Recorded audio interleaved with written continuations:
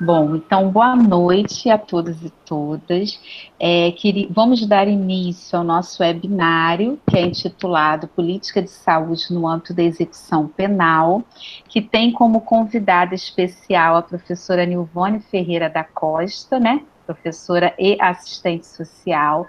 Desde já, Nilvone, queria te agradecer muito por disponibilizar tempo, né, estar junto conosco, falando a partir da sua experiência, falando a partir da sua experiência não só como assistente social do sistema penitenciário, mas como professora, né, que discute a questão da criminologia e também como membro e fundadora, né, do Fórum Permanente de Saúde do Sistema Penitenciário do Rio de Janeiro.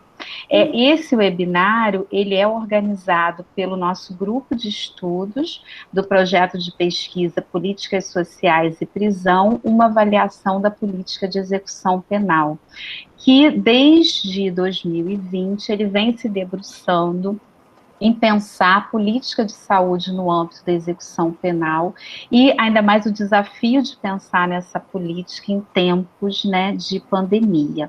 Eu vou passar para a Thaís, que é a nossa bolsista de iniciação científica, Thaís Azevedo, que a gente combinou que como é um evento ligado, né, à bolsa de iniciação científica, que elas também iam começar a vivenciar esse espaço de mediação de mesa. Então, vou passar para a Thaís para que ela possa apresentar a nossa convidada especial, a Nilvone, e coordenar os trabalhos de hoje. E desde já, muito obrigada, Nilvone, por estar conosco nessa atividade. Thaís, com você.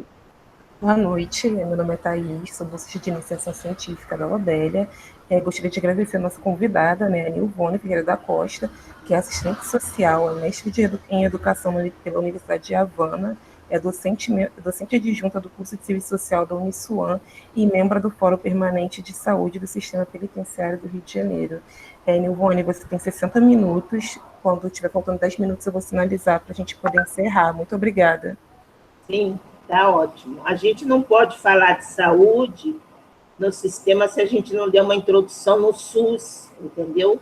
A gente tem que dar uma introdução no Sistema Único de Saúde. Então, mesmo levando em consideração a conquista histórica que significa o Sistema Único de Saúde, o SUS, no nosso país, devemos ter muito claro as enormes dificuldades que significam a sua implementação, dada a nossa história de tratamento do Estado.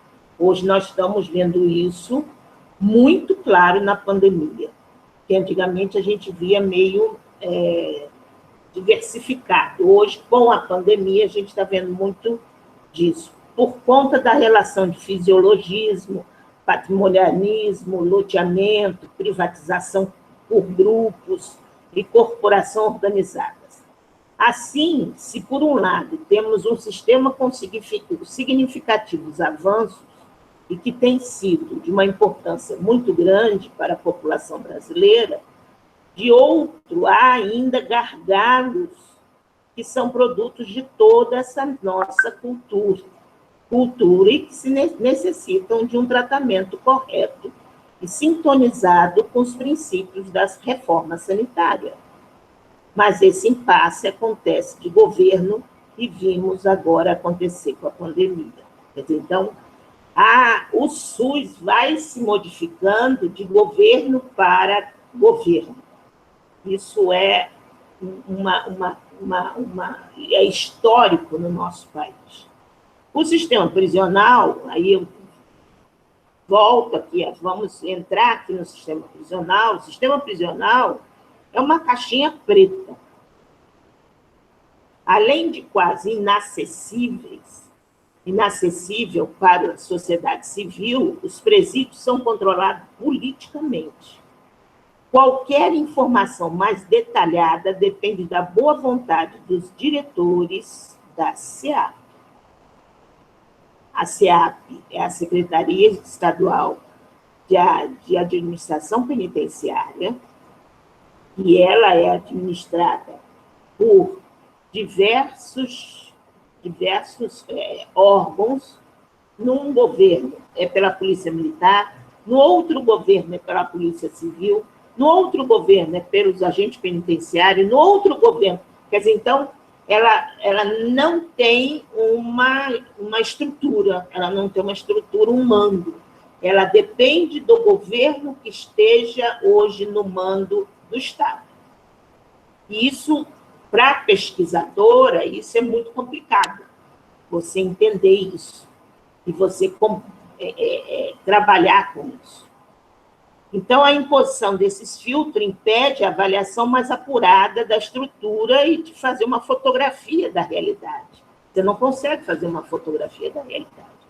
A superlotação é tão grande que o governo passou a contar como vaga, espaço no chão e castigo. Hoje, o espaço que a gente tem no chão e o castigo passou a ser vagas.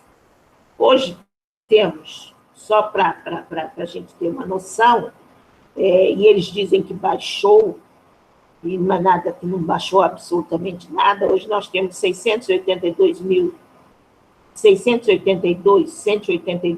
presos, aproximadamente para 440, 530 vagas, mas aí eles estão colocando só aqueles presos que estão na clausura, e não aqueles presos que estão em liberdade condicional, em livramento condicional, em semiaberto, em monitoramento. Eles não estão colocando esses presos, senão vai ultrapassar 800 mil presos, eles não colocaram esses presos. Então, hoje nós temos, se a gente colocar essas pessoas, a gente passa de 800 mil presos. Isso quer dizer um aumento de 54,9% no Brasil. No Rio de Janeiro, que é o nosso foco, temos 43.979 mil presos, aproximadamente. Eu sempre coloco aproximadamente, porque entra mais preso do que sai. O sair da prisão é muito difícil, o entrar na prisão é muito fácil. É uma facilidade incrível. Incrível entrar na prisão. Agora, o sair da prisão é difícil, muito difícil. Então, por isso que eu sempre coloco aproximadamente esses números. Existe uma superpopulação no Rio de Janeiro, e essa superpopulação traz muitas doenças. Essas doenças vão se agravando cada vez mais. A gente não pode esquecer de forma nenhuma que a saúde está proferida na Constituição Federal, no artigo 6º, que é direito à saúde, direito a acesso universal, igualitário aos serviços de saúde, visando a promoção e a proteção e recuperação de redução de riscos. A gente não pode esquecer que a saúde está na Lei de Execução Penal, que vocês estudam, no artigo 14, na assistência à saúde, do preso e do internado, de caráter preventivo, curativo, compreenderá atendimento médico, farmacêutico e odontológico. Então, eu sempre digo para os meus alunos, leis, nós não precisamos mais de leis. Não precisamos mais de leis, porque o Brasil está cheio de leis. Nós precisamos fazê-la cumprir. Nós precisamos fazer o cumprimento dessas leis, o que nós não fazemos cumprimento. Não fazemos de cumprimento nem da nossa Carta Magna, que a nossa Constituição dirá a Lei de Execução Penal, que, ao meu ver, isso é minha colocação, uma das melhores leis de execução penal do mundo, porque não existe nenhuma outra lei que tenha 6 assistências ao preso. Não existe. Olha que eu já estudei lei de execução da Inglaterra, lei de Portugal, lei da Espanha, e não existe as assistências que aqui no Brasil tem, só que não tem cumprimento. E aí complica. Porém, aqui no Rio de Janeiro, eu acredito que no Brasil, isso que está proferido nas leis não funcionam, Porém, como sou estudiosa no assunto, eu estou sempre debruçada no assunto, desde sempre foram inúmeros problemas encontrados na prisão, como relação do atendimento do preso com o médico. Nós temos um problema muito sério nessa relação, que se torna um péssimo atendimento. Indisponibilidade de medicamentos. Não temos medicamentos. O que nós recebemos de denúncia que não tem analgésico, não tem paracetamol. O sistema prisional não dá paracetamol aos presídios, gente.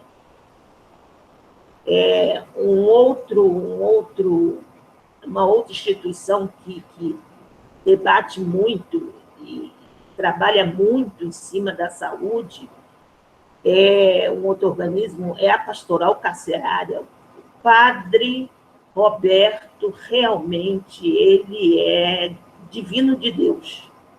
Porque o que aquele homem faz não se tem outro padre igual a ele. Ele tem um convênio com um hospital que ele leva os médicos para Japeri, para as unidades mais longe do centro do Rio, para fazer atendimento de graça, porque não tem médico. E essas pessoas precisam de atendimento. Então, nós temos atendimento de emergência, enfermeiros nas unidades fazendo milagres. Eu, quando estava trabalhando, eu sempre falava para os enfermeiros que eram meus colegas nas unidades. Eu falo, muito cuidado, vocês não são médicos, vocês são enfermeiros. Não façam atendimentos médicos. Não passam remédio. Vocês vão tomar um processo de execução de atendimento que não é de vocês. Ah, mas o diretor pede. O diretor pode pedir, mas você tem que se colocar enquanto profissional de enfermagem. Se não tem médico, lamenta profundamente. Agora, não dá uma de médico. Isso eu falei com vários enfermeiros. Uma outra questão que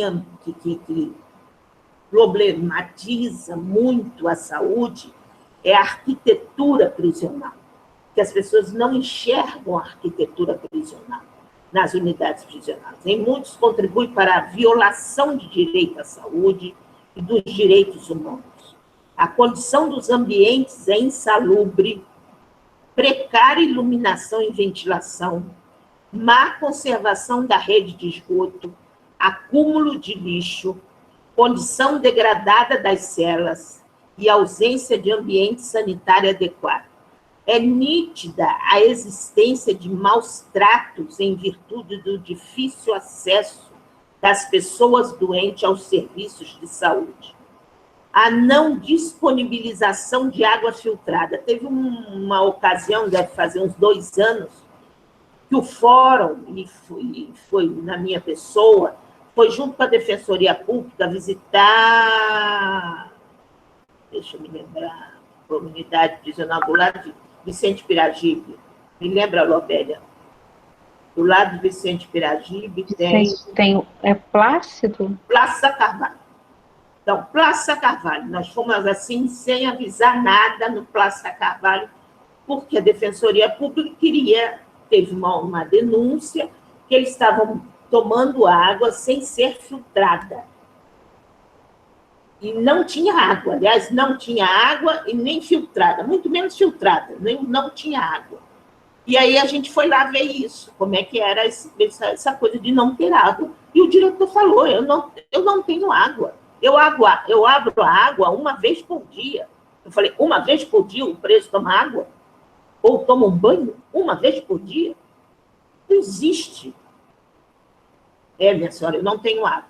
Aí ele levou nós, do fórum, da defensoria, mostrou a caixa d'água, que é dividido com outro presídio, a caixa, aí vem com aquelas justificativas de administração, que o preso não tem nada a ver com isso. preso tem a ver com isso? Nada, absolutamente nada. E tem que passar por essas mazelas. Como a gente ainda tem pessoas falando bandido bom é bandido morto, então a gente ainda tem essas mazelas aí. Então é muito difícil mesmo. Então você tem a existência de maus tratos em virtude do difícil acesso das pessoas doentes aos serviços de saúde, a não disponibilização de água filtrada para consumo de preso, a falta de camas, colchões, roupa de cama, uniforme.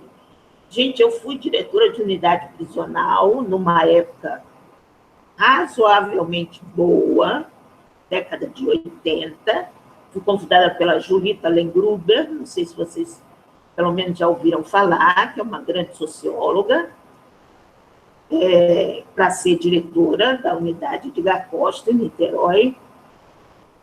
E nesses 4 anos que eu parei, que eu fui diretora do Edgar Costa, eu nunca recebi roupa de cama. Nunca recebi roupa de cama. Aquela coisa do filme americano, vocês vê o preso chegando, recebendo aquela coisinha assim, né? Estica a mão, recebe aquele pacotinho bonitinho, roupa de cama, cobertor, sabonete, desodorante. Isso não existe aqui. Isso não existe. Se a família não der, se a família não correr atrás, esse preso fica jogado no chão. E aí, dormindo no chão, obviamente, vai vir tuberculose. Obviamente, vai vir tuberculose. Isso é óbvio. Você dorme no chão. Então, assim, a última unidade que eu trabalhei, que foi o Ari Franco, que era uma unidade de entrada de preso, foi muito complicado para mim. Foi muito complicado porque era entrada de presos masculinos, os pais não sabiam que aqueles presos estavam ali, as famílias não sabiam que aqueles presos estavam ali. Eu parecia uma doida procurando os pais para avisar: traga um colchão para o seu filho, porque senão seu filho vai ficar doente. Traga roupa para o seu filho, porque senão seu filho vai ficar doente e à mercê das facções criminosas, porque é isso que fica. E se o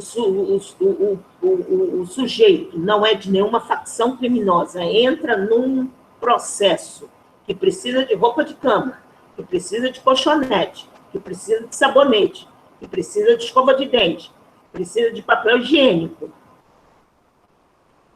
vai entrar no quartel da facção criminosa. Quem vai fornecer isso é facção criminosa. E aí, depois, ele paga isso lá fora.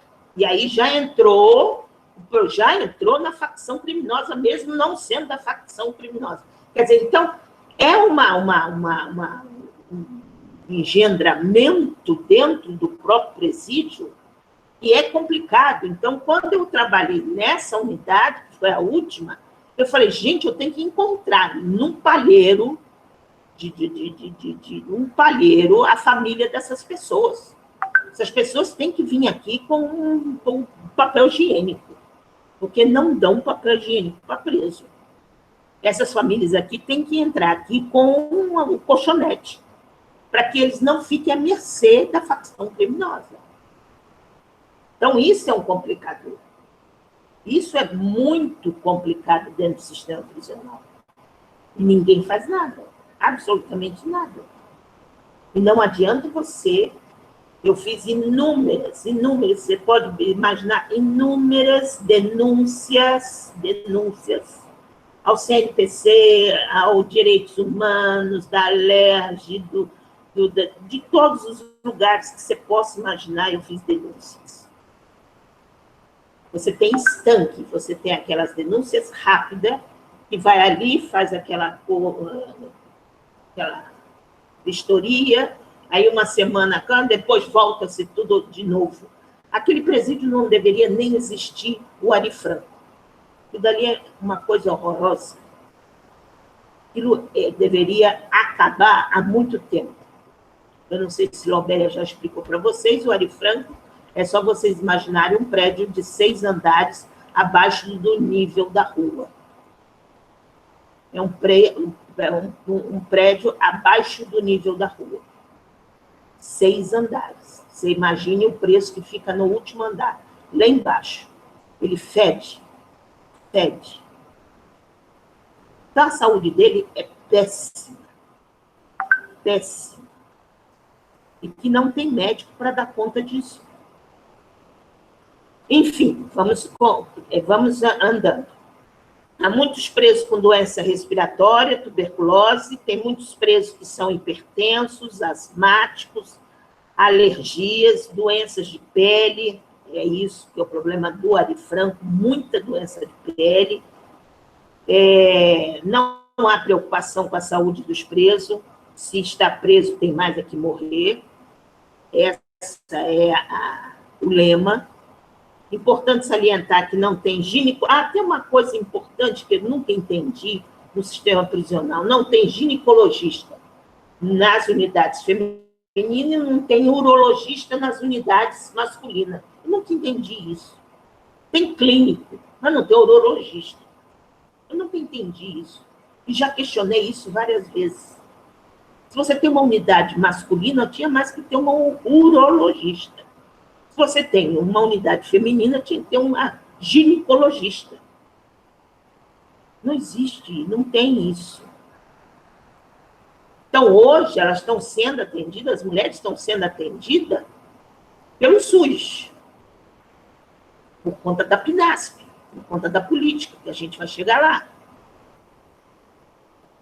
Mas e quando não era complicado, era um clínico geral, que estava lá nas unidades femininas. No que diz respeito aos transexuais, a gente também não pode esquecer esse número de presos transexuais do sistema, seria fundamental que fornecesse o hormônio terapia para a manutenção de sua dignidade, que também não é fornecido. E aí há mais um problema de saúde. Ele aqui fora, ele está tomando, quando ele é preso, ele para de tomar. Então, há mais um problema de saúde. Aí o fórum recebe mais denúncia em relação a isso. Aí, mais uma vez, o fórum vai tentar solucionar, entre aspas, este problema. Bom, o que a gente recebe de denúncia no fórum, gente, é assim, exorbitante.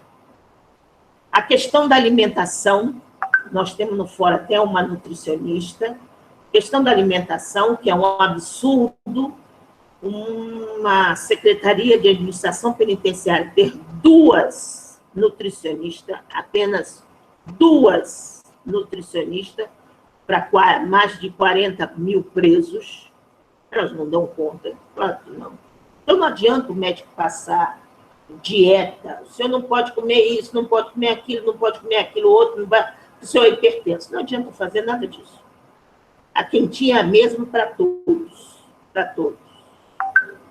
A última vez, uma das vezes que eu fui visitar presídio, eu encontrei um preso antigo ainda, da minha época, que eu era assistente social. Dona Nivone, vem cá, a quentinha que eu recebi era um monte de arroz com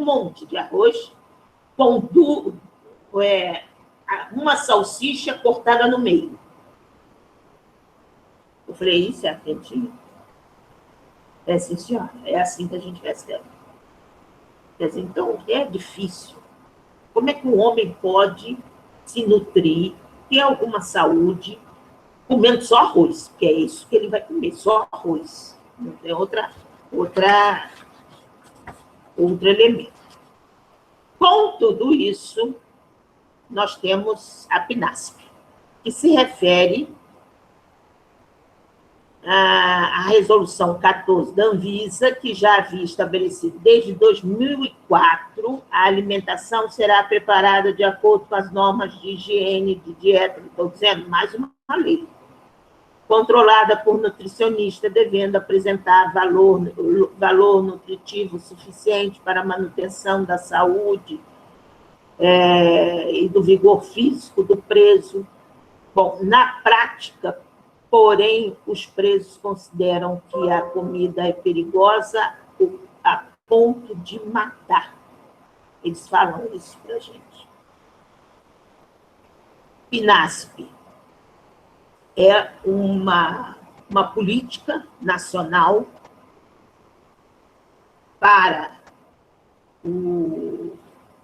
Política Nacional de Atenção Integral à Saúde de Pessoas Privadas de Liberdade no sistema prisional. Essa política foi implementada teve vários passos até chegar a ser política. Teve plano, depois do plano passou a ser... Primeiro teve projeto, depois do projeto passou a ser plano, depois do plano passou a ser política, mas até hoje ainda está engatinhando. Essa política fica engatinhando, igual o SUS, engatinhando aí. Não podemos esquecer, a gente não pode esquecer uma coisa muito importante, que eu gosto sempre de falar, que em 2007, eu já estava no sistema prisional, não sei se o Obélia estava já em 2007, nós tínhamos o melhor atendimento de saúde do sistema prisional nacional, a nível nacional. A gente tinha isso. A gente não pode esquecer disso. Senão, se vocês vão ficar pensando que o sistema de saúde foi sempre muito ruim. Não. Então, em 2007, nós tínhamos um sistema de saúde muito bom mesmo. A nível nacional, era exemplo. Por isso que eu digo que a secretaria e o antigo DEPEN, o antigo DESIP, é de governo. Quando a dona Rosinha Garotinha entrou no governo para ser governadora, ela passa o DESIP, que era um departamento ligado à Secretaria de Justiça, e passa a ser SEAP, Secretaria de Estado de Administração Penitenciária. Então, o DESIP, que era um departamento, passa a ser a SEAP. Quando era DESIP ainda, o coordenador de saúde, na época do DESIP, que era no meandro de 2007, recebia verba do SUS. Então, se ele recebia verba do SUS, vocês imaginam quanto que ele recebia de SUS para cada atendimento médico que ele fazia com o preso. Por isso que nossa saúde no sistema prisional era excelente, porque ele tinha verba. Ele não dependia da verba do Estado, e sim de uma verba federal que vinha para ele. Quando a dona Garotinha assume o governo e passa o DESIP para SEAP, passa de departamento para secretaria, quem começa a comandar a secretaria é um promotor público que retira todo o mando desse coordenador. Então, essa verba do SUS passa para outras questões, que é armamento, que ele achava que é mais importante, armamento. Então, o que aconteceu conosco? Né? Conosco, quando eu digo, é a equipe técnica da secretaria, psicólogos, assistentes sociais, enfermeiros, médicos, dentistas. O que aconteceu com a gente? Nós fomos minguando. não tínhamos mais concurso, não tinham mais, as pessoas iam se aposentando, iam saindo, não tinham mais dinheiro para fazer as coisas, não tinham mais remédio, não tinham mais insumos, não tinha mais nada. O dentista não tinha mais nada para trabalhar. Terapeuta ocupacional, para que terapeuta ocupacional dentro da prisão? Ele não tinha nenhum insumo para trabalhar. Porque este promotor falou, mas para que eu quero equipe de saúde dentro da prisão? Bandido bom é bandido morto, então não preciso disso. Então, ele desviou a verba que a gente recebia. A gente, quando eu digo, a equipe de saúde recebia do SUS para comprar armamento, porque ele pensava que o armamento era melhor. Com a implantação da política nacional, que é uma política muito boa mesmo, isso não pode acontecer. Não pode acontecer. Essa política não pode acontecer. A política está tão amarrada de uma certa forma que o município que aderir à política de saúde, ele não pode transferir a verba para outra finalidade, sem ser a saúde. Entenderam? Então, não pode transferir, não pode. Eu vou pegar essa verbazinha aqui, colocar aqui no transporte, vou pegar essa verba aqui da saúde, do preso, não pode fazer isso, mas não pode. De tão amarrada que ela foi. E aí, claro, é evidente que você tem municípios que não querem aderir à política, porque a aderência é através dos municípios dos estados. Então, aqui no Rio de Janeiro, quem que aderiu até agora à política nacional? O Rio de Janeiro, que foi a época do Crivella, porque no primeiro governo do Eduardo Paes, ele não aceitou aderir, porque ele falou, eu não vou dar dinheiro para preso, ele não aceitou. Quando o Crivella entrou, nós lutamos por o Crivella aceitar, o Crivella aceitou, então já está garantida no Rio de Janeiro, no município do Rio de Janeiro, tem duas unidades prisionais que têm a política, que exerce a política, e temos Volta Redonda, deixa eu ver se eu escrevi aqui, Volta Redonda, São Gonçalo, Volta Redonda, e tem mais em outro município. Em outro município. São 3 municípios que estão tendo essa política já. Porque é muito complicado você aderir à política, eu digo para vocês, porque o prefeito não pode desviar a verba. E a política é muito interessante de saúde. Quando eu digo é muito interessante, porque é assim, o dinheiro vem da seguinte forma. Se o município atender, preferencialmente unidades prisionais, com 100 presos, ele vai precisar de um médico clínico, um médico psiquiatra, um odontólogo, um assistente social, uma psicóloga e 2 auxiliares de enfermagem. Quer dizer, essa é a equipe para 100 presos. Se for 200, aumenta. Se for 300, aumenta. Se for 400, aumenta.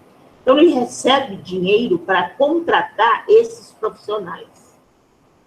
Ele recebe dinheiro para contratar os insumos para esses profissionais. Então, a política é vantajosa, no sentido se o prefeito também tiver interessado. Também tem isso, né? Se o prefeito tiver interessado. Se tiver um pouquinho de cabeça mais aberta. Se não tiver, a gente vai ficar no bandido bom é bandido morto. Bom, você tem uma mudança com a política nacional, você tem uma mudança da lógica da equipe de serviço de saúde, né? Você tem uma remodelagem dessas equipes, você tem um financiamento adequado, não é mais o financiamento, vai em SUS, secretaria, e a secretaria faz o que quer com o dinheiro, não é mais assim. Então, você tem um fim para esse financiamento, esse dinheiro não pode ir para lugar mais nenhum, sem ser para pagar os profissionais e os insumos. Então, não pode ser desviado, o dinheiro não pode ser desviado de forma nenhuma. E aí você tem uma cobertura de saúde muito grande, muito grande. Agora, quem dera que todos os estados, e política nacional, gente, isso é uma lei, é uma política nacional, quem dera que todos os estados da federação adotassem essa política. Quem dera, todos os municípios. Nós estaríamos com uma assistência de saúde no Brasil para o preso excelente. Excelente. O que diz a Constituição e o que diz a lei. Mas não é assim. É difícil. É um enfrentamento constante, é um enfrentamento dificílimo, é um enfrentamento cotidiano que nós temos.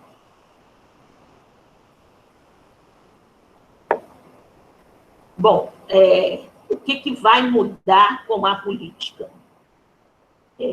As equipes de saúde trabalhando com o SUS. Semana passada, essa semana que vem eu dou uma palestra para o CRES, Conselho Regional de Serviço Social de Pernambuco, falando sobre serviço social também, e lá tem implantação da PNASP. E ficou muito claro isso, porque é uma coisa que não pensaram aqui no Rio de Janeiro ainda. A PNASP, a assistente social que está na PNASP, ela só vai fazer o atendimento relacionado à saúde. Ela não vai fazer o atendimento relacionado ao preso. A execução penal é outra assistente social, é outro psicólogo, é outra equipe. Isso está muito claro lá em Pernambuco. Pernambuco já está utilizando a PNASP e está bem dividido isso. Então, assim, um outro problema no Rio de Janeiro, porque não estão contratando ninguém para execução penal. Nós estamos pressionando a PNASP para ser implantada no Rio de Janeiro. A PNASP daqui a pouco está crescendo e a execução penal está descendo, porque não tem profissional aqui. Nós estamos, às vezes, com uma assistente social, uma psicóloga para 3, 4 presídios, gente. Não dá conta. Fazendo exame criminológico. Quer dizer, não dá conta disso. Então, é uma outra questão que dá uma outra palestra para a gente discutir sobre isso. A gente tem uma grande articulação com a rede de atenção à saúde do território. A partir do momento de quantos presos as unidades prisionais tiveram, as equipes vão aumentando, é aquilo que eu falei para vocês. Então, a gente começa com uma equipe para 100 presos. Se o presídio tiver 500 presos, vai ter uma equipe para 500 presos. E assim sucessivamente. Por isso que eles não gostam de lotar os presídios. Lá em Pernambuco está muito claro isso. Não tem lotação de presídio. Por conta disso. Isso não tem, como tem aqui, 2.000 presos, 3.000 presos, 4.000 presos. Não tem isso. Porque vai ter que ter muita equipe de saúde para trabalhar. Isso aqui. Hoje nós temos parceria com as prefeituras de São Gonçalo, Resende, 3 equipes aqui no Rio de Janeiro, ligadas à prefeitura, e Japeri e Campos estão dialogando, já está no diálogo, está dialogando ainda, e Volta Redonda ainda está sem sucesso. O prefeito de Volta Redonda não quer aceitar de jeito nenhum. Então, assim, tá? O trabalho é muito moroso. E o trabalho quem faz esse trabalho? Nós. Nós, quando eu digo, é o fórum, são as organizações. É o fórum, é o mecanismo de combate à tortura, é o comitê de combate à tortura, são os organismos que fazemos essa militância. A militância. A gente vai militando, a gente conhece aqui, conhece ali, vai acolá, vai lá, chega lá e vamos indo aos pouquinhos, para interferir nisso. Bom, nesse interim dessa política aí, nesse interim, paralelamente a isso, os profissionais do sistema prisional do Rio de Janeiro, nós soubemos que existia parado, estagnado, 40 milhões. 40 milhões na Secretaria Estadual de Saúde para os presos. Nós descobrimos isso. Quando eu digo nós, somos nós profissionais da saúde da SEAP. Então, a gente tinha que fazer alguma coisa. Então, quem tomou a iniciativa foi em 2011, o Conselho Regional de Psicologia tomou a iniciativa de se fazer uma audiência pública, chamando todos os órgãos competentes, juiz da execução penal, promotor público, defensoria pública, tudo que você possa imaginar de justiça nesse Estado. E denunciamos esses 40 milhões. Por que esses 40 milhões estão parados na SES, na Secretaria Estadual de Saúde, para o preso? Se esse dinheiro veio de Brasília para o preso do Rio de Janeiro. Por que está parado? Nós queremos saber por que está parado. Por que não anda esse dinheiro? Por que não entra na secretaria? E aí teve o desenrolar, e aí a gente fomos trabalhando isso, e dentro dessa audiência pública surge o Fórum Permanente de Saúde. Foi através dessa audiência pública que surge o Fórum Permanente de Saúde do sistema prisional. Foi até uma promotora que falou, gente, se vocês não criarem um fórum propositivo para denúncia sobre isso, a gente não vai conseguir andar. Nós, promotores, nós precisamos disso. A gente nem sabia que existia essa verba enorme parada na SES. A gente nem sabia disso. Defensoria Pública falou, nem sabia disso. Ninguém sabia. E tinha essa verba parada. Então, o fórum nasceu das vozes desses profissionais, a gente fala isso, das nossas vozes, minha, da Lobélia, das assistentes sociais, dos enfermeiros, dos psicólogos,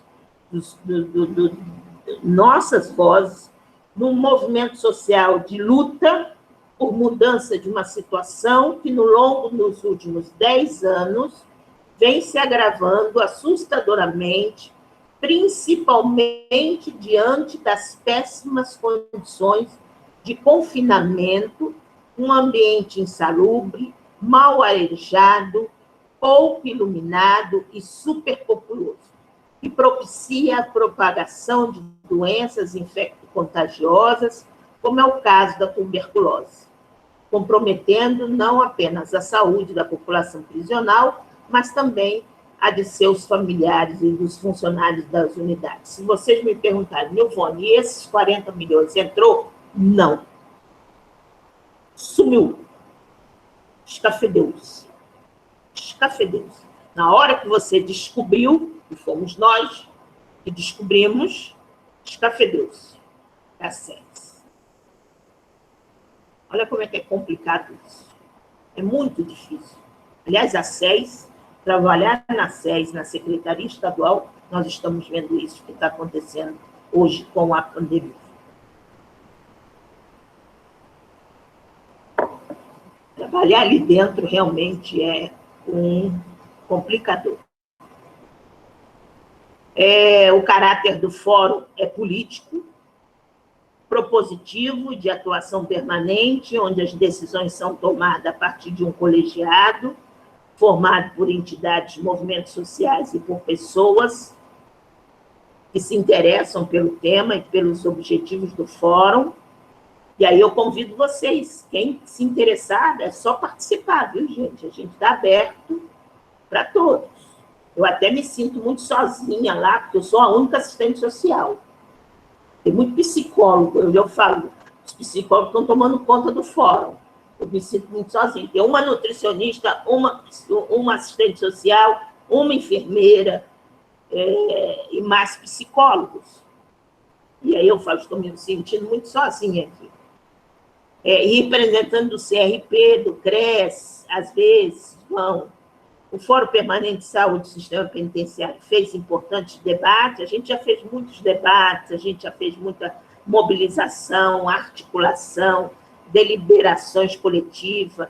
Quer dizer, as nossas atas servem como amparo para a promotoria, para a ação judicial. Nós tivemos uma promotora que todas as vezes ela pedia nossas atas dos nossos eventos, que aquelas atas dos eventos, que surgiam os encaminhamentos, é que ela abria os processos judiciais contra o Estado. Então, assim, o Fórum, hoje, com os 10 anos de existência, a gente já fez inúmeros eventos nacionais e outra coisa, internacionais, porque aquilo que eu posso levar, quando surge um congresso fora do Brasil, longe, no outro país, você pode ficar certo que Nilvone estará lá levando as mazelas do sistema prisional, a saúde do sistema prisional para lá. Porque não adianta a gente ficar discutindo entre nós aqui, não adianta a gente ficar discutindo entre nós. Nós temos que disseminar essa discussão para fora do país, para as pessoas verem como é que está o nosso país. Então, eu faço muito isso, muito mesmo. Todos os congressos que eu vou, os meus trabalhos de congresso é sempre voltado para a saúde do preso e com um viés de denúncia, com essa propósito, com propósito mesmo para a gente fazer esse tipo de coisa. A gente tem que ter um compromisso com esse Estado, a gente não pode esquecer desse compromisso com o Estado, com essas políticas públicas, inclusivas, e do bem-estar social e da justiça social. A gente não pode esquecer disso. Isso está entranhado, então, quem é assistente social sabe disso, isso está entranhado na nossa formação, no nosso saber, no nosso viver de serviço social. Era isso que eu queria falar para vocês. Obrigada. Muito bom, Nilvone. A gente que agradece muito, né, o quanto é enriquecedor ouvir, né, a Nilvone trazendo a experiência, né, e o conhecimento dela. E aí, eu já falei, quem quiser fazer perguntinha, levanta a mão, ou pode fazer pelo chat, mas eu queria só ressaltar, né, que a Nilvone, ela aborda o quanto, né, a nossa legislação, ela é avançada, né, se a gente usar esse termo, no sentido de como a Nilvone colocou, ela prevê assistência ao preso, ela prevê 6 assistências ao preso, mas que na fala da Nilvone fica claro as contradições desse processo, né? Quando a Nilvone ela vai trazer a questão dessa arquitetura, né, o quanto a arquitetura do espaço prisional ele está centralizado na questão punitiva, na questão do aparato de segurança, então a gente não tem uma arquitetura favorável a essas assistências, né? Quando ela fala da ausência de coisas básicas, né, materiais como papel higiênico, água, né, quando ela fala da superlotação, quando ela fala da ausência de algumas especialidades como urologista, ginecologista, ou a restrição desse quantitativo, né? No grupo de estudo, outro dia a gente estava falando do próprio serviço social, Nilvone. Se a gente pensar que o sistema já teve uma época que tinha 85, 88 assistentes sociais, que naquele momento a gente achava que era um número muito pequeno para tantas demandas, e que hoje tem, né, menos da metade, hoje tem 20 unidades prisionais. Ou 25 Exatamente. Pelos dados, né, os últimos dados que foi até a Bernadette que passou, num evento também da Escola de Serviço Social, a gente tem cerca de 25 unidades sem assistente social, né? Então a Nilvone vem apresentando um quadro que só vai se agravando, né, historicamente, e que o fórum surge como mais um espaço de receber e de fazer essas denúncias, né? Acho que é importante isso que a Nilvone traz, do fórum como espaço político, e acho que nós temos, né, o nosso grupo, nós, né, profissionais, alunos, que nos aproximarmos mais do fórum para fortalecer esse espaço, né? Acho muito interessante. Quando o Nilvone fala né, dos transexuais, né? A gente falou, outro dia a gente estava conversando isso, sobre as mulheres que não recebem absorventes, que não tem ginecologista, que não tem uma unidade, por vezes, voltada para a especificidade dela, ainda mais a questão dos transexuais, né? Eu não sei se vocês sabem que elas usam miolo de pão. Sim, teve uma reportagem, inclusive no Fantástico, que mostrou isso. O uso do miolo do pão e de outros recursos para minimamente solucionar essa questão. Então, a gente está falando de um sistema que não tem condições mínimas para esse indivíduo cumprir a pena privativa de liberdade, né? Thaís, está com a mãozinha, vou passar para você. Primeiro, eu gostaria de agradecer, foi bastante enriquecedor, eu já fiz várias anotações aqui para orientar minha pesquisa, e eu tenho 2 perguntas. Logo no início, você falou que o chão e o castigo são disponibilizados como vaga, e eu queria saber o que é esse castigo, e outra pergunta é sobre como é feito alguns tratamentos mais complexos, como pessoas diabéticas que fazem uso de insulina, pessoas que necessitam de hemodiálise. Como isso é feito dentro da prisão? Bom, o castigo que a gente fala é o seguinte: quando o preso faz algum fato de disciplina, algum erro, ele vai para um espaço que é um espaço de castigo, entendeu? Que é uma cela de castigo. Ali eles estão contando como espaço prisional, e que não deveriam contar. E a hemodiálise, como hemodiálise, como câncer, isso só vai acontecer se tiver carro do SOI. SOI é a coordenação de agentes que dirige os presos para os hospitais, para os juízes, eles ficam levando. Então, só eles vão fazer esse tratamento se tiverem carro. Isso é muito complicado, complicado demais. Eu digo para vocês isso porque tratamento, por exemplo, de câncer, a gente era uma das coisas que eu discutia muito dentro da Lemos de Brito. Foi aonde eu trabalhei mais, 16 anos na Lemos de Brito. Eu falei, tem um horário, gente. Tem um horário para chegar ali no INCA, tem um horário. 9 horas da manhã, não é meio-dia, não é 1 hora, nem 2 horas da tarde. Tem um horário para se chegar.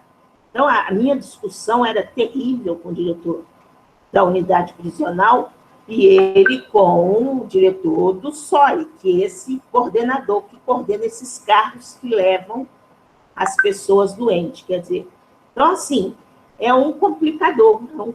E a hemodiálise é a mesma coisa. A mesma coisa. Se tiver carro, vai. Se não tiver, não vai. A prioridade que eles dão é mais para juízes. Juízes, eles não deixam de levar. Audiência com o juiz lá em Campos, 11 horas da manhã. Eles saem às 6 horas da manhã. Isso eles não deixam de levar, porque senão eles são presos. Estou dizendo os sujeitos que trabalham no SOI.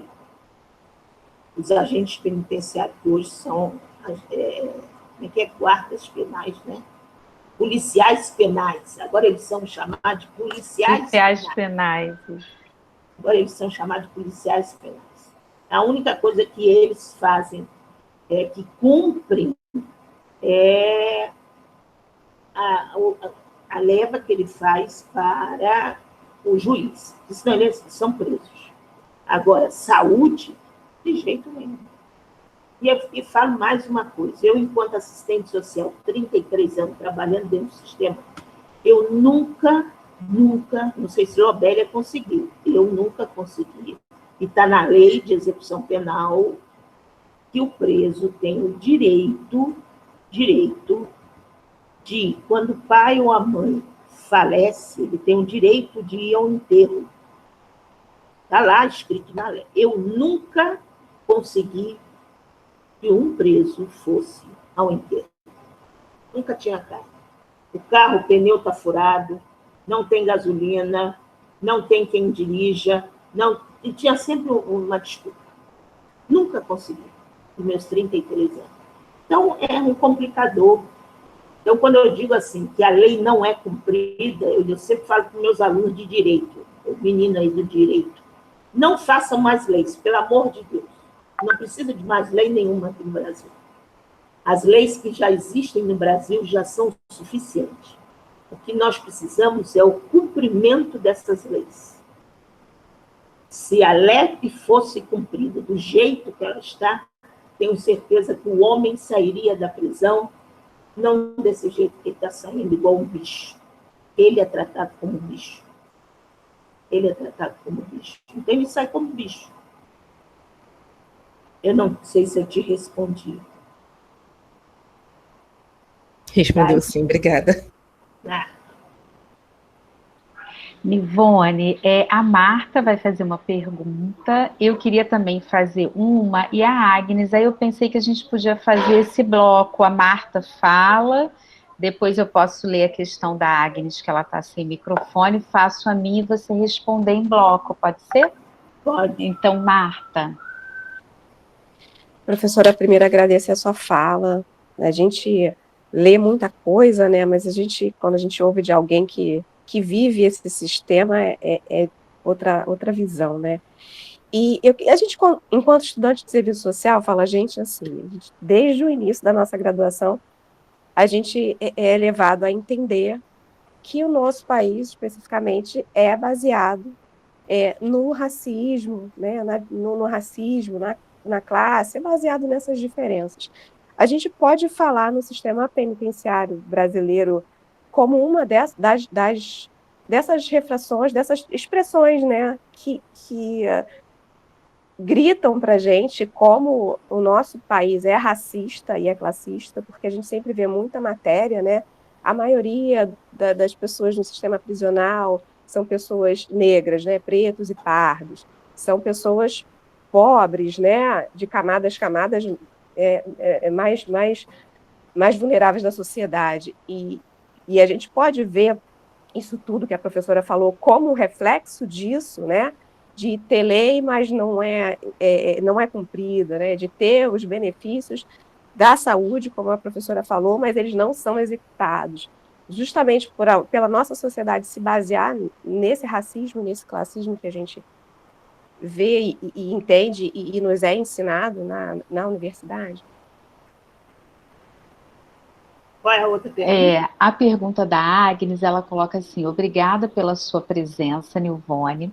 São muitas informações importantes que a gente precisa estar ciente da dimensão das problemáticas que atravessam o sistema prisional e suas contradições. Gostaria de saber como está a realidade da articulação dos fóruns durante esse período de pandemia e em um governo tão retrógrado. Quais são os maiores desafios que vocês têm enfrentado hoje? Articulação, eu não entendi. Articulação dos fóruns durante esse período de pandemia e em um governo tão retrógrado. Quais são os maiores desafios que vocês têm enfrentado hoje? E, na verdade, era mais uma... No caso, a minha questão, Nilvone, durante as discussões e estudos que a gente tem feito no grupo, a gente viu alguns relatórios do mecanismo de prevenção e combate à tortura. E aí, uma das questões que o mecanismo também levantam, né, e aí eu queria que você também falasse um pouquinho disso, é que muitos sujeitos que estão privados de liberdade, eles também deixam de, por vezes, solicitar encaminhamento para o médico, atendimento de saúde, por conta justamente desse deslocamento, né, das violações de direitos humanos, das violências que às vezes acontecem no momento que a equipe do SOI faz o transporte, né, desses presos. Então, acho que ainda tem mais esse elemento, quer dizer, além de toda a precarização, ainda tem, por vezes, num atendimento que seria para garantir um direito, o direito à saúde, acontece uma violação de outros direitos, né? Então, se você pode falar um pouquinho sobre isso, e tem a Dara, e a Dara faz a questão dela, e aí a gente fecha esse bloco. Pode ser, Dara? Pode sim, professora. Vocês estão me ouvindo? Sim. Tá, ok. Eu ia falar um pouco disso que a Labelle acabou de falar, sobre a questão dos relatórios, né, do mecanismo, que, para quem não sabe, é um órgão federal que tem as suas, vamos dizer assim, filiais, para ficar mais facilitado, em cada estado, e tem a função de fiscalizar o estado está realmente indo de acordo com a lei federal, que é combater mesmo a tortura, né, e prevenir, no sentido de evitar esses maus tratos e violações de direitos humanos e sociais dentro do sistema prisional. Eu fiz a leitura desses relatórios, buscando avaliar a questão da política da execução penal no âmbito da assistência social, e vi um pouco sobre a saúde, em algumas partes que me deixaram um pouco chocada, porque você vê a realidade e fica chocada, porque você entende e sabe, nós que estamos estudando, entendemos e sabemos que há inúmeras violações, mas não entendemos a dimensão quando se está presente com fatos descritos. E no mecanismo, no relatório desse mecanismo, que foi de 2019, esse que eu li, ele descrevia que inúmeros presos chegavam baleados, com ferimentos abertos, entendeu? Um preso chegou com ferimento aberto na cabeça, e eles são empácios, entende? E não leva, eu estou com um grave ferimento na cabeça, isso pode ser um traumatismo, isso pode levar à morte daqui a horas. E ainda assim, esse preso não vai conseguir acesso no Sistema Único de Saúde. Tanto por causa das violações que a Labelle falou, até um pouco que eu ia falar, né? Tanto por causa das violações no meio do transporte, tanto que não são direcionados. Como a senhora falou, não há, na chegada do preso, aquele kitzinho, não há essa avaliação pré para saber o que está acontecendo, como está a saúde do preso, porque nós não temos pessoas, nós não temos nós temos a ideologia de que essa pessoa está ali, cometeu esse crime, e devemos puni-la até que morra. Entende? é mais uma reflexão mesmo nesse sentido. E todo dia eu penso de que maneira a gente vai fazer o enfrentamento diante disso. Tudo está sempre isolado. O mecanismo, por exemplo, ele tem os agentes, né, que vão lá fiscalizar. As pessoas que trabalham para o mecanismo, elas não recebem salário. São funcionários públicos voluntários. Não tem mais salário. Saiu uma medida governamental que não tem. Você é considerado um funcionário, só que voluntário. Então, isso tudo é para evitar. No relatório de 2019 diz isso, nacional, na verdade. Não, a nível nacional. A nível estadual, eles têm salário. O mecanismo estadual do Rio de Janeiro tem salário, sim. A nível nacional é que não tem. Ah, entendi. Eu li os dois. Então, eu tinha entendido que nos dois, tendo em vista que o nacional disse que não tem, falei, bom, não recebem salário.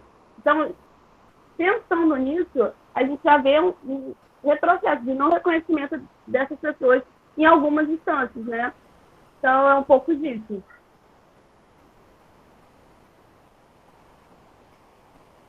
Mais alguma coisa? Tem outras, Nivone. Você quer ouvir todas ou prefere responder essas? Não, tem mais duas. Acho que é melhor você responder essas. Enquanto isso, gente, eu até vou colocar no chat, enquanto o Nilvane estiver respondendo, se mais alguém tiver alguma questão, levanta a mãozinha ou coloca lá, já tem a da Geisa e a da Joyce, para a gente organizar o último bloco de questões, tá bom? Com você, Nilvane. Como é o nome dela? Eu esqueci, meu Deus do céu. A primeira que fez. É Marta, professora. Marta. Desculpa, Marta, mas eu não anotei seu nome. Né? Marta, eu concordo com você plenamente, tudo que você falou. É essa questão mesmo. O sistema prisional brasileiro ser pessoas pobres, invisíveis, são pessoas que são vistas de uma forma bastante... Eu sempre digo nas minhas aulas que quem está na cadeia é o pobre, desdentado e negro. É o pobre, desdentado e negro. É lamentável isso. Lamentável. Aí tem alguns alunos que falam, não, professor, agora nós temos o governador. Eu falei, sim, ele está numa cadeia, ele está numa unidade prisional de 5 estrelas, que eu conheço a unidade prisional que ele está. Ele está em Bangu 8, numa cadeia de 5 estrelas, e não está numa superpopulação com 4.000 presos, e nem dormindo no chão, sem colchonete, sem papel higiênico, sem pasta de dente, ele não está sem isso. Isso eu lhe garanto que ele não está. Agora, o grosso, os 4.000 presos, 5.000 presos que tem numa unidade prisional, é isso. Preto, morador de favela e bastante é dessa forma mesmo que eu vejo o sistema prisional, não só aqui do Rio de Janeiro, mas o sistema prisional brasileiro mesmo. Isso é muito triste, a gente ver esse tipo de sistema prisional dessa forma. Concordo com você bravamente, é isso mesmo. Eu vou ler a pergunta aqui da Geisa no chat. Tem as outras, ela ainda está respondendo a da Marta. A articulação, a segunda é a articulação do Fórum para a Pandemia, não é isso? Quem me fez essa pergunta, por favor? Eu esqueci, gente, de anotar os nomes. Foi a Agnes. Olha, a articulação dos fóruns com a pandemia, nós estamos bem, nós estamos na luta, nós estamos brigando, nós estamos no enfrentamento. A gente vai fazer um fórum agora, quando eu digo agora, é junho, viu, gente? Eu vou mandar para a Lobélia quando será. Eu vou mandar para a Lobélia quando será o fórum. Ele vai ser online, vai ser pelo YouTube, Instagram, e tem convidados, e a gente vai denunciar, a gente bota para quebrar, a gente denuncia mesmo. A gente vai fazer em junho o primeiro fórum do ano. E a gente está aí para isso, para esses desafios mesmo. O fórum está aí para isso. Não tem como a gente não trabalhar dessa forma. Somos todos militantes, não recebemos nada, não temos salários, somos militantes mesmo, porque gostamos dessa área. Eu sempre digo, quem trabalha no sistema prisional, parece que a gente tomou uma cachaçinha, e essa cachaçinha, nós gostamos da cachaçinha, entendeu? E essa cachaçinha não sai da gente, né, Lobélia? Não sai da gente. Não sai. Não sai. A gente vai para outros espaços, mas continua. Vai para outros Livone. espaços e a gente fica falando só sobre isso. Tá? Lá no fórum, quem fica coordenando mais sou eu e Márcia Badaró, que é uma psicóloga antiguíssima do sistema prisional também. Então, assim, é a cachaçinha que a gente toma, mas a gente vai para o enfrentamento. Depois eu passo para vocês quando será o nosso fórum, que está muito interessante, sobre a pandemia, que vai ser em junho. Eu não tenho certeza das datas, tá? A outra aluna me perguntou sobre que deixa de deslocar o médico. Isso, não, foi fui você. eu. Isso, fui eu. Lobélia. Lobélia, isso acontece muito, Lobélia, muito, muito mesmo, que eles preferem não ir ao médico, sofrer, passar o sofrimento da dor por conta do SOI. Porque a gente sabe como é o carro do SOI.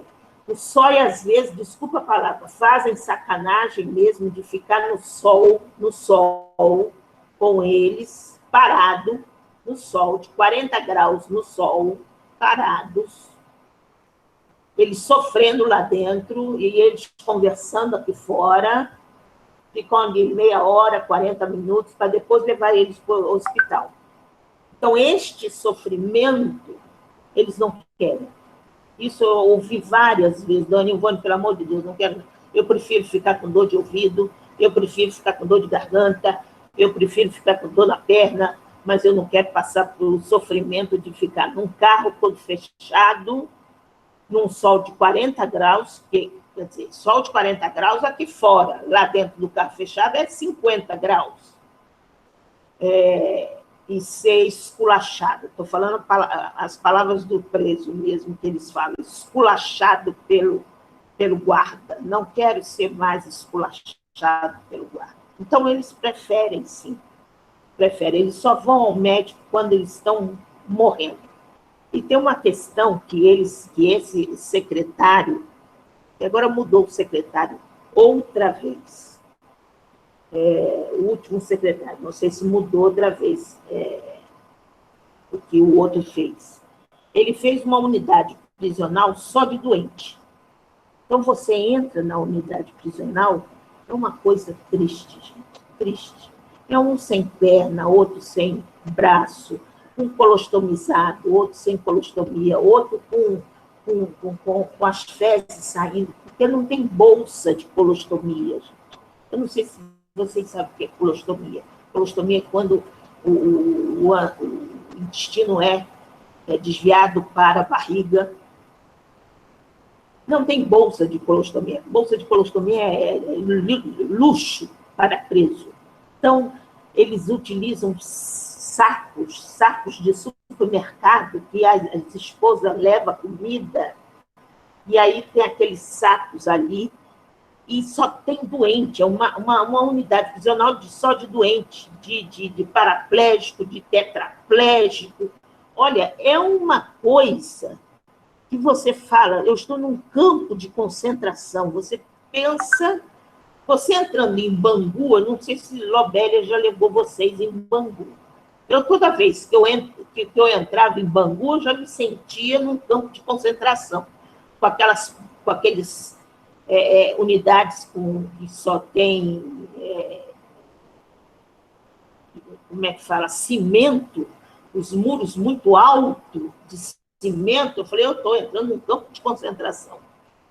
E tendo essa unidade só com doentes, então fica pior ainda. Eu me sinto num campo de concentração. Falta só morrer. Só morrer. E eles tiram as pessoas dali só para levar, porque tem uma UPA. Não é UPA, eles chamam de pronto-socorro. Dentro de Jericinó, só mandam para o pronto-socorro quando realmente está morrendo. Quando está com uma dorzinha, não levam para pronto-socorro. Então, isso é temerário, isso é muito, muito, muito, muito triste mesmo.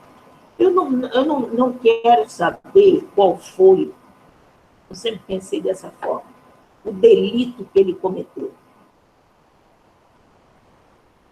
Eu sempre falo isso para os meus alunos.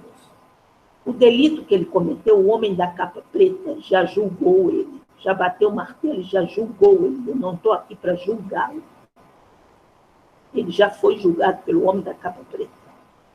Já julgou, já condenou 30, 40, 50, sei lá, 20, 18. Não importa quantos anos ele pegou de prisão. Mas ele tem que tirar essa prisão minimamente com dignidade. Com dignidade. E não dessa forma que eles estão tirando. E não dessa forma.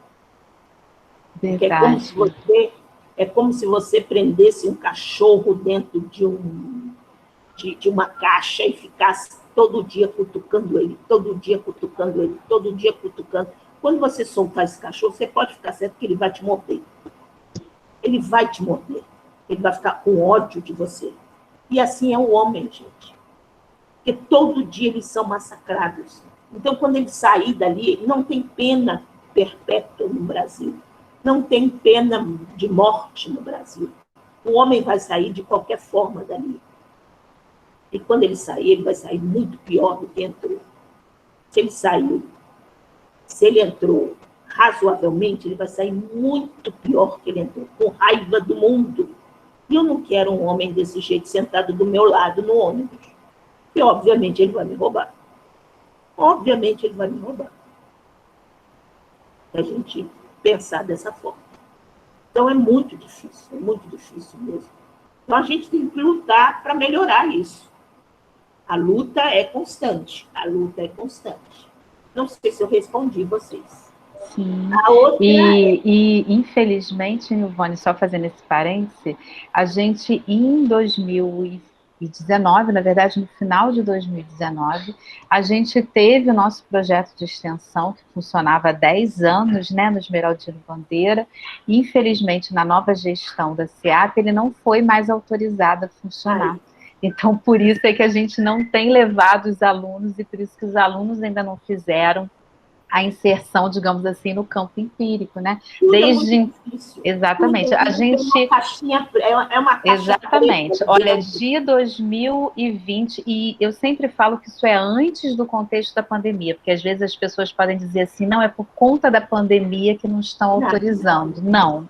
Isso começa em 2019. Então, assim, nosso projeto de extensão foi suspenso, vários pesquisadores não têm conseguido autorização de entrada no espaço prisional, e aí a importância novamente do fórum, né, e não só do fórum, mas do mecanismo e dessas outras organismos, das organizações que conseguem entrar nas unidades prisionais para denunciar, entendeu? A gente consegue entrar nas unidades prisionais, Conselho Penitenciário, Fórum de Saúde, o mecanismo.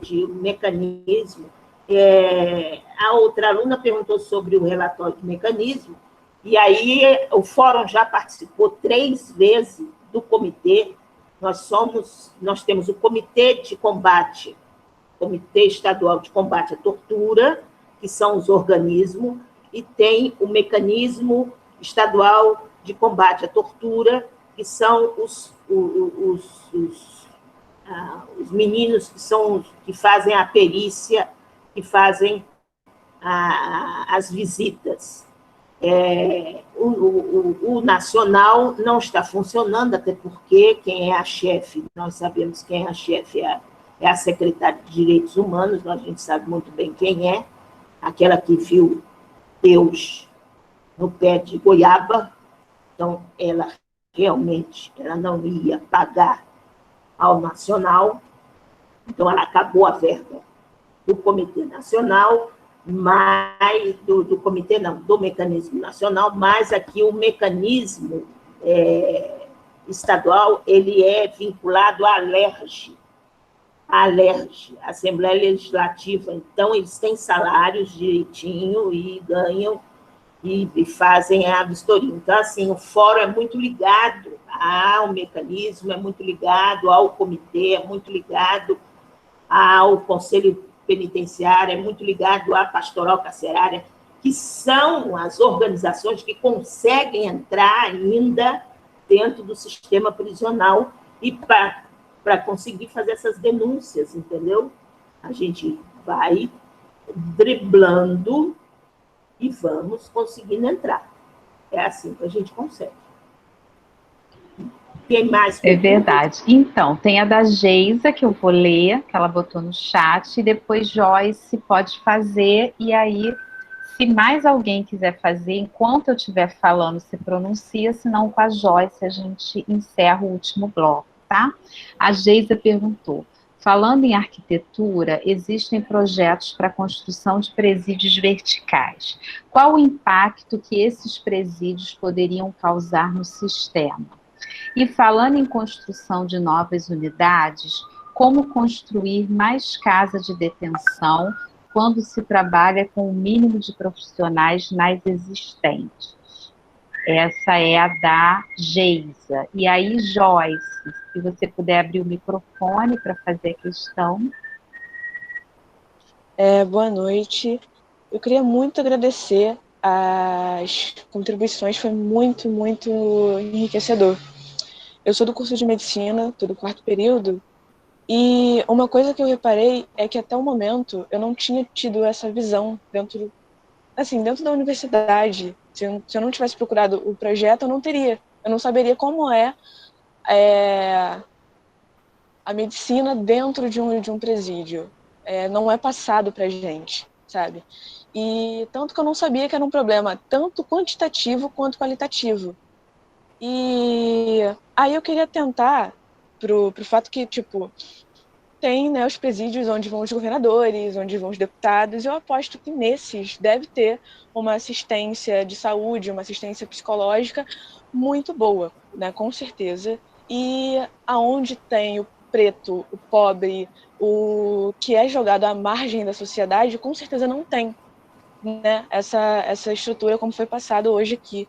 E como é que isso é direcionado, assim, tipo, não tem nenhuma supervisão da onde vai, tipo, para onde vão os médicos, para onde vão esses profissionais, que falta num lugar e com certeza se o Whitson Witzel precisar de um atendimento, ele vai ter no mesmo minuto que ele precisar.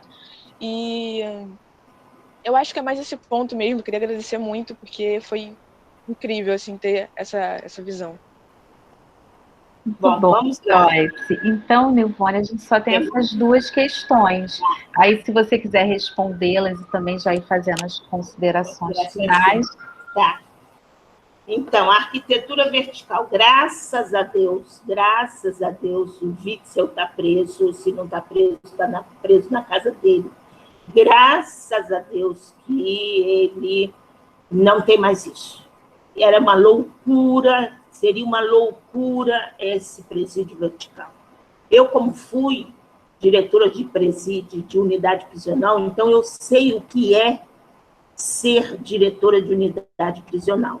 Você imagina se pega fogo no 1º andar e eu tenho preso no 5º andar, no 10º andar, para tirar preso do 10º andar, pegando fogo no 1º.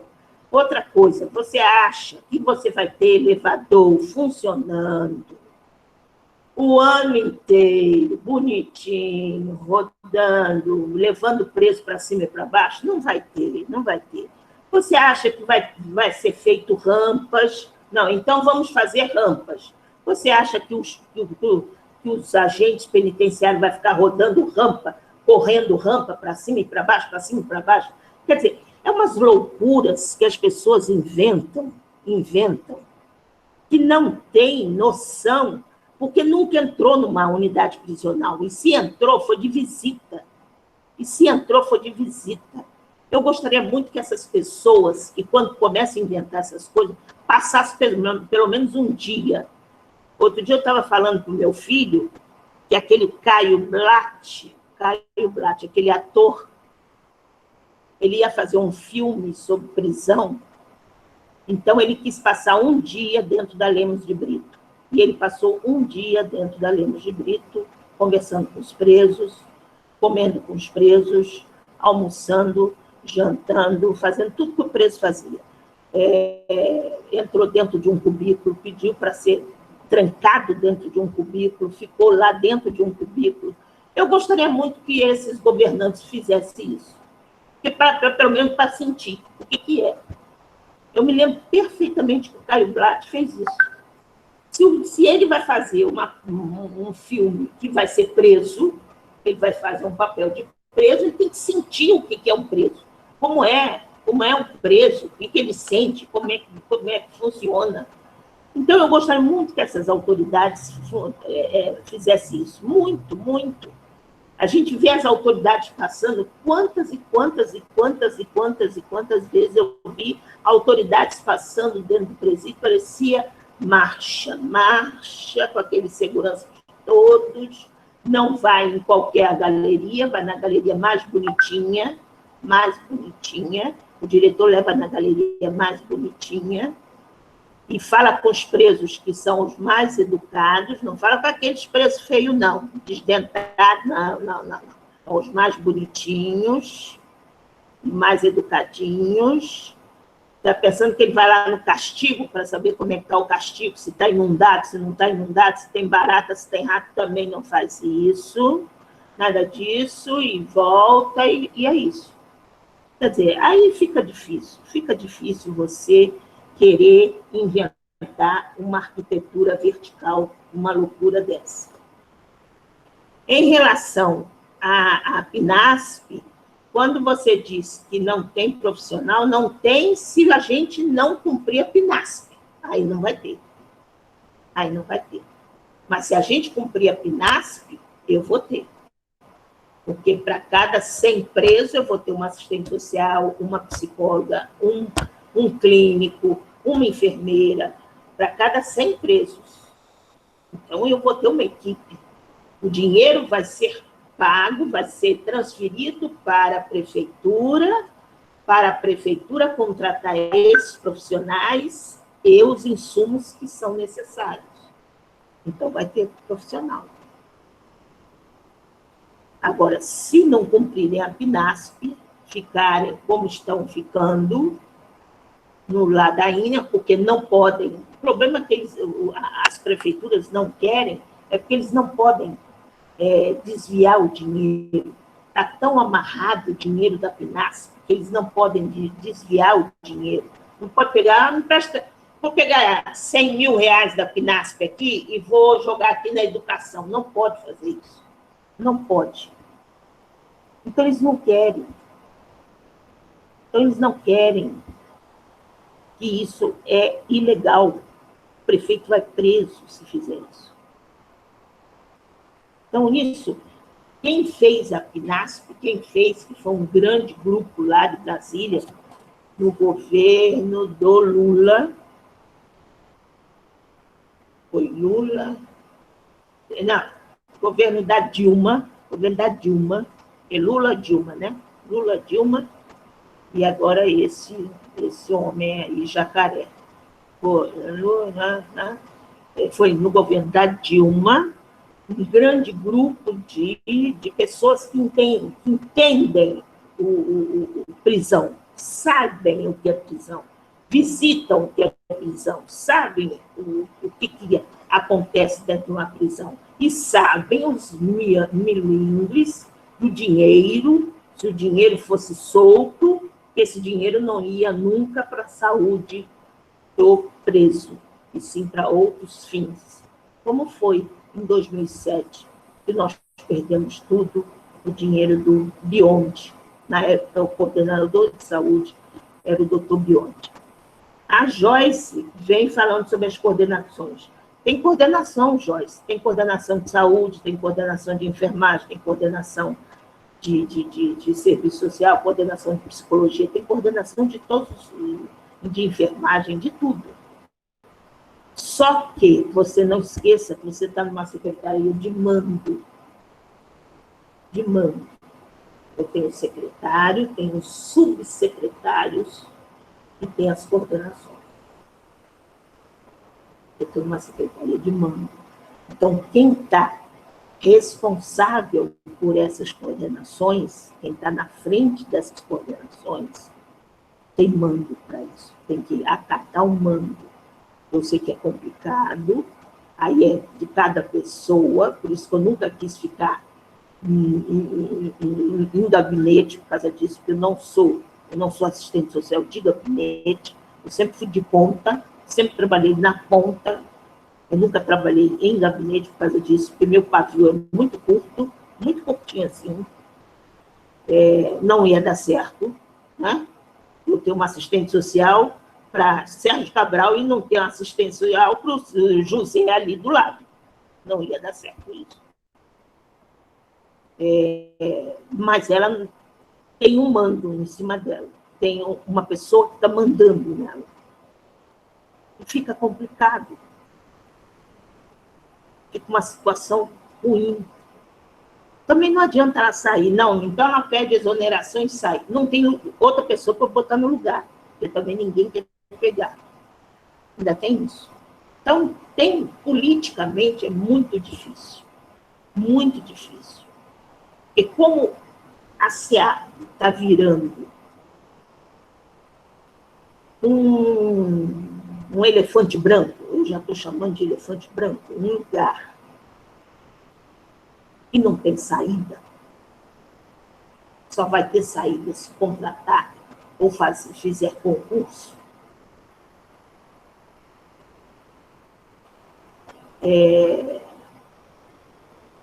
fica impossível você fazer um bom trabalho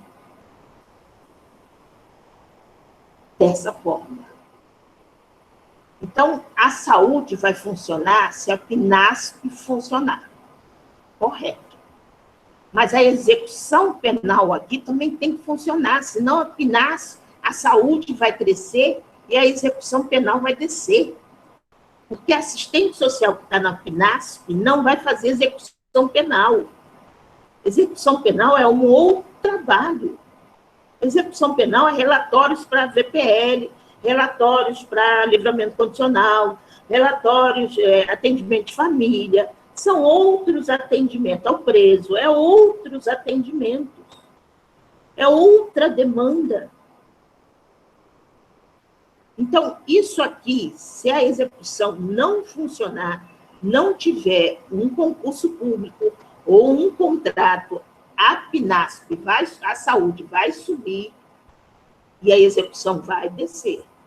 E aí vai ser um caos total.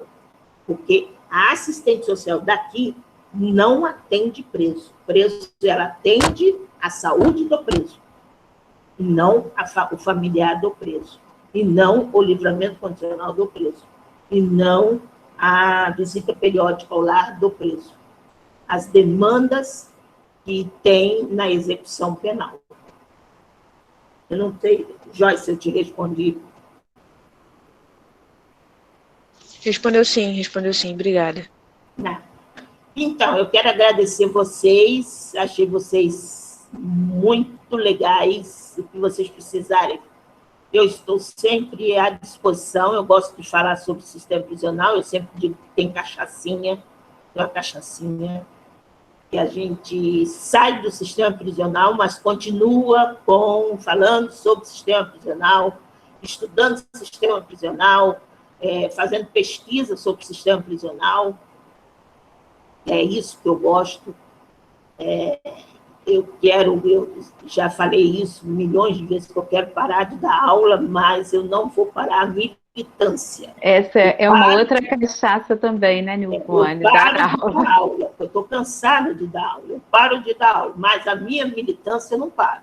Eu não vou parar de ir nas reuniões do Comitê de Combate à Tortura, de participar de fórum, de dar essas palestras, de roda de conversa. Não vou parar isso eu gosto de fazer. Agora, a aula, eu estou cansada, são 33 anos dando aula, isso eu estou cansada. Eu quero agradecer muito, Lobélia, o que vocês precisarem, eu ajudo vocês, a gente está aí para ajudar.